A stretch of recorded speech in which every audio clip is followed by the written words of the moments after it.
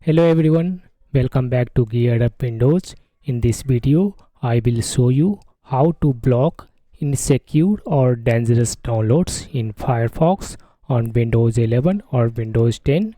Firefox includes built-in protection that warns you about harmful files and potentially unsafe downloads. So let's get started.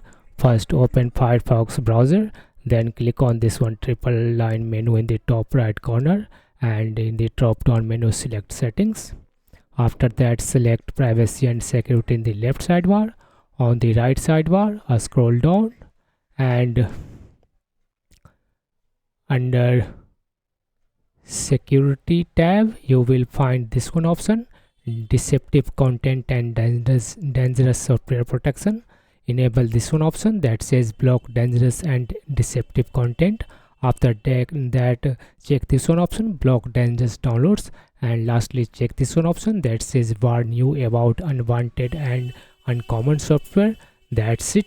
Now Firefox will automatically block or warn you before downloading harmful or insecure files. This helps protect your computer from malware, unsafe programs and suspicious downloads. That's all for this video. Thanks for watching.